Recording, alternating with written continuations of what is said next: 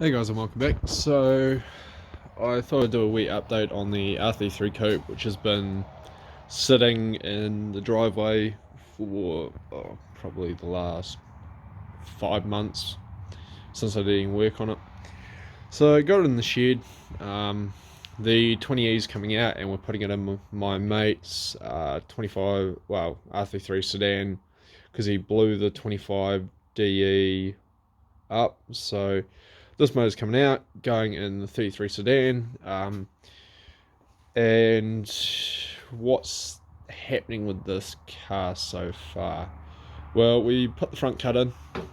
It's a Series 1 front cut. So for those of you who have wondered why you can't put Series 1 headlights in Series 2, I'll pretty much show you a basic, minus the part where I modified these to fit Series 2. So with this pillar here that goes between there is straight. It's pretty much dead straight up. And the other one is that where it mounts your bumper is off-centered, so I'm going to bore this out a little bit with a Dremel, and so I can put the bumper support on. So if you look at that, even though it's cut, and then we come over here, you can see this one's on a lot more of an angle. It's a lot thinner. So say you've put your car through a fence, irony, I did, and you've got a Series 133 laying there with a front cut, and you want to put it in but still run your Series 2 headlights. Easiest way is to do what I did over there and cut the beam out. Well, cut the support out. So will that affect mounting? Yes, because with that you're removing some of the support, you're removing certain areas, like certain pieces like this don't line up, so we got to modify that a bit and hide a lot of the weld work. Like, there's still got to go through and initial that up. I'm going to bog into here and fill the seam so that when the car goes for cert, it's not picked up. Other damage that was caused by the crash. The more I go through the car, the more little bits and pieces I've found. This guard support, because this whole front was bent in, the front guard support on there was lifted and bent that way. So all I did is smack it with the ball, put a piece of wood underneath and smacked it with a hammer.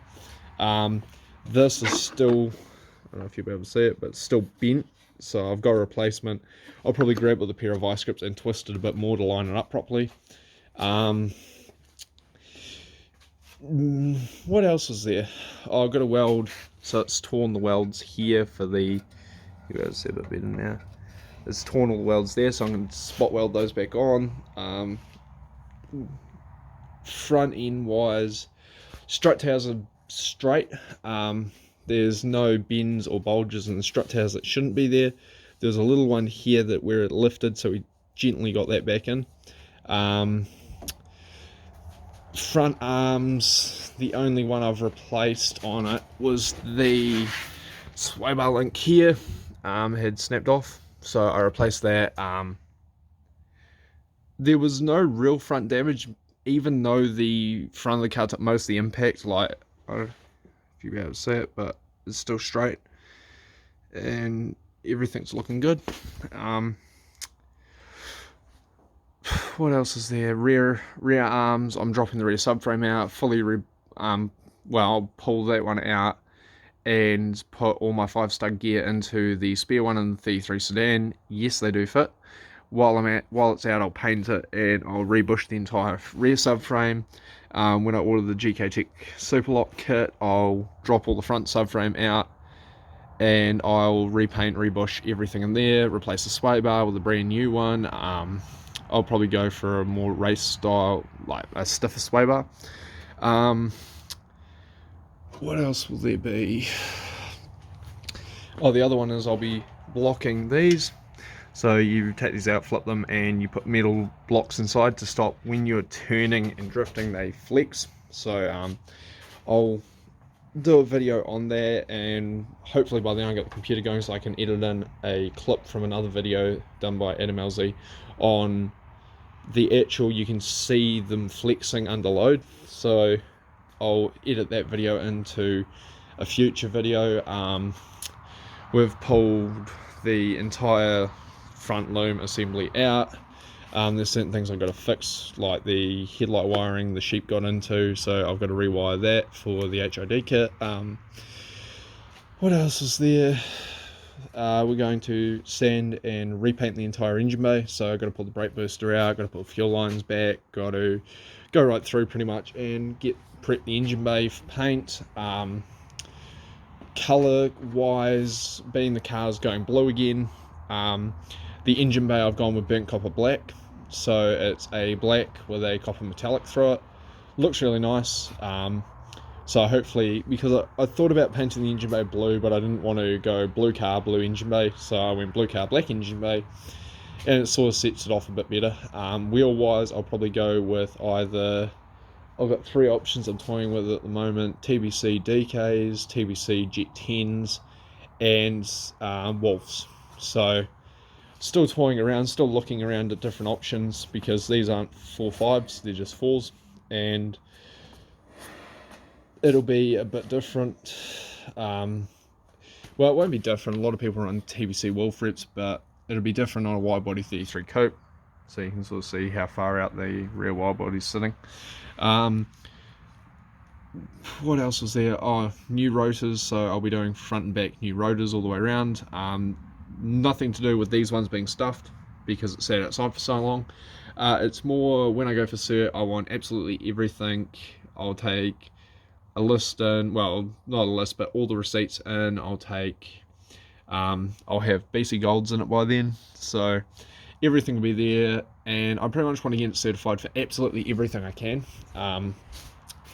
I've got to do a few inquiries about little bits and pieces I want to do to the car. I've toyed with, instead of, because we've mounted, well, we haven't really mounted, it's only fitment for fitting purposes, but we've riveted this on, so I want to find out if I can, instead of having the fuel flap on the side of the car, can I have it in the boot? Being this car won't be driven a lot, it'll be more for show purpose and stuff like that. Can I actually have the fuel cell in the boot plumbed into the fuel tank, sort of like a drift car? Can I get away with that on cert? I was going to replace this back bumper, and I probably still will. There's a bit of damage in here, a little bit cracking down there. It sort of tore off a little bit. I've still got to so we're going to mark all this and take this off and fix a few issues we've got with fitment. Like, there's a lot of overhang, so we'll trim these back. It's all stuff I got told I was stupid for riveting it onto the car, but it's really hard to get an accurate idea of what it's going to look like and what needs to be adjusted. So there's like things like bulging in here because the mold body lines don't actually line up with the factory body lines. There's issues up here again with gap, so you can see I'm just pushing that. I've got a bit of issue in here with, again, gap. So it's all things that we knew were going to happen. It's nothing to do with anything else. You can sort of see it actually if you look. If I get the light right, you'll be able to see sort of how far out the body line. Oh, it's sort of hard to see, but it's it's not exactly a lot out, probably 0.5 centimetre, but it's enough to throw the entire kit out. So we've got a few bits and pieces to go through. I'm still waiting on the side skirts and front guards to come in, so I can't actually trim anything more than it is until they're here. People have asked how we're sealing this so that we don't get water inside and it rusts. We'll be extending the inside lip around here. So the factory inside lip under here will be extended to meet to the fiberglass. We'll be siliconing the entire kit on, and so it'll be riveted and siliconed on, simply for that purpose of water not actually getting underneath and rusting the entire panel off, which has happened. What was there? Mirrors, I'm talking to a company in Canada who make the, I think they're the D-Max style. You can get it for 32s, which have the hole, and they're like a solid piece mount with adjustable glass. So I'm talking to them at the moment about getting a set of those here. Roof spoiler is one of the other things I'll be putting on the car before paint.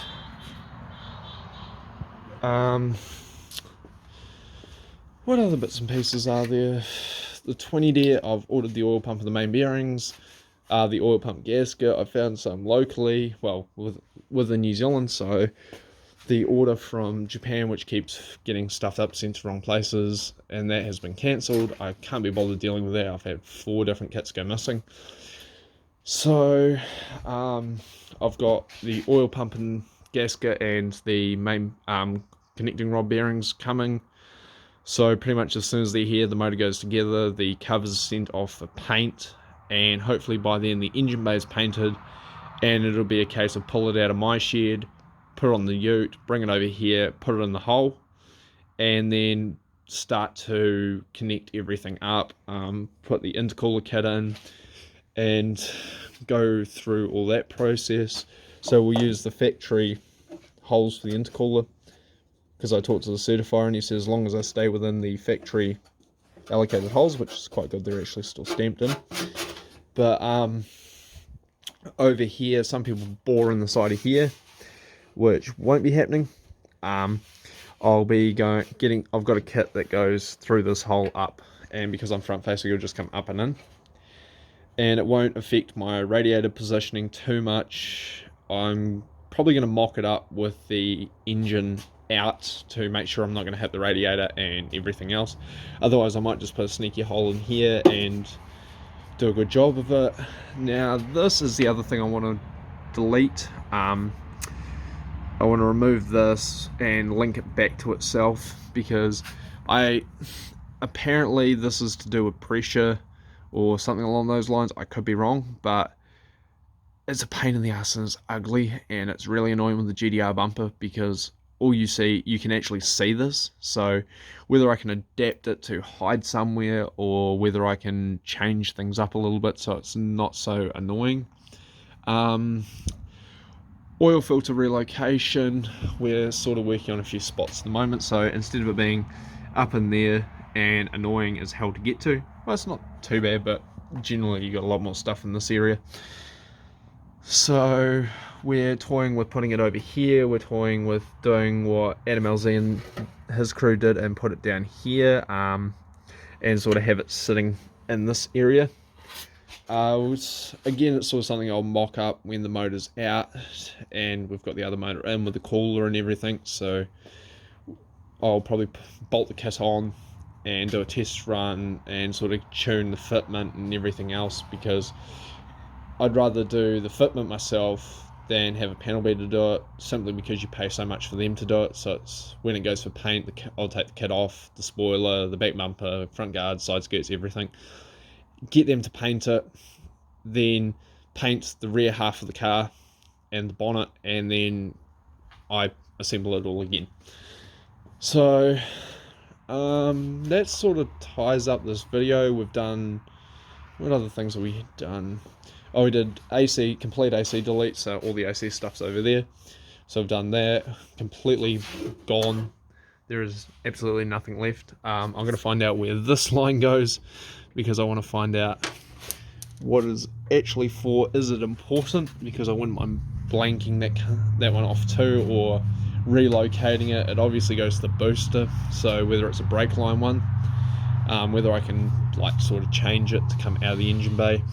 Heater hoses, as ugly as they are and as much as I hate them, have to stay. AC wasn't a big deal to me because I've got brand new power window motors in, so it's not a big deal that I don't have AC. I can just roll the windows down and go. But the heater hoses are one that has to stay on. That sort of sums up the video. It's a pretty broad update on this car. It's been a long time since it's been in the shed, simply because we've had the 32 sedan and the CF, and the CF's been taking up so much time. Trying to get out and do a bit more drifting. There is a wee project in the works. Oh, and the Jeep's taken up a heap of time. There's a project in the works that I'm toying with doing, because I'll have this as my sole show car, and I'll probably, when it's painted, the windows will all be tinted, and I might actually get a proper banner made, because the ones I got done, they weren't bad, but they were quite poor quality. They didn't last. I sent a couple out to friends in different areas of the country, and within a couple of weeks they'd peeled off. So I might actually get some proper vinyl ones done that either go around the bottom of your window, so if you're interested in them, I'll put up on the store, and you pick your chassis, and then they're made to fit the window, because these ones that we had were sort of all one size should fit all, keyword being should, and they didn't. So yeah, we're still toying with things, whether I de-sticker the quarter window or not, even though these things have literally been on there since the week I brought the car. It sort of makes the car, in my opinion, because it's one of those things that everyone hates, well, seems to hate. So there's a few crack out ones on here, all ironically all from AliExpress, and all after 4 years of being outside are still like stuck to the window. But yeah, so that gives you an update.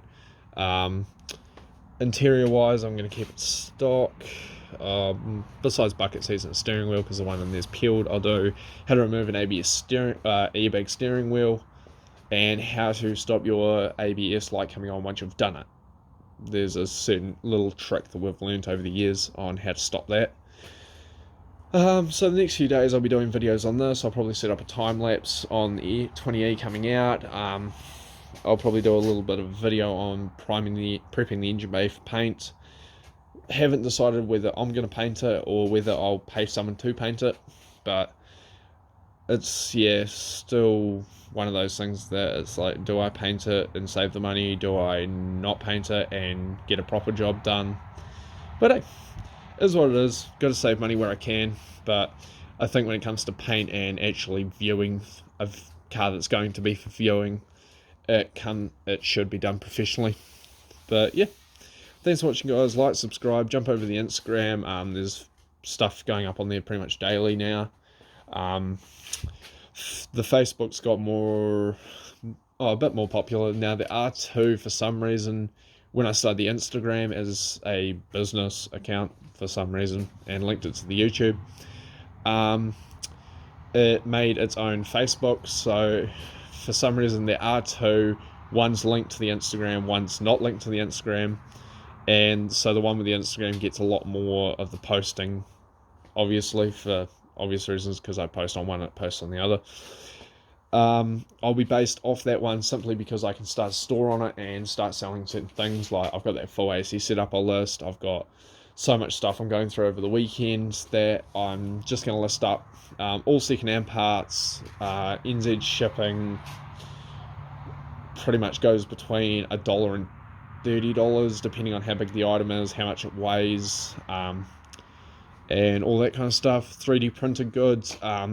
We've had a snag with the 3D printer, which I'll do a video on tomorrow, and sort of explaining what's going on there. The computer's still up in the air at the moment on what's wrong with that. But yeah, so as I said, thanks for watching, guys. Enjoy your weekend. Hope you are enjoying the videos, and I'll catch you guys next time. Laters.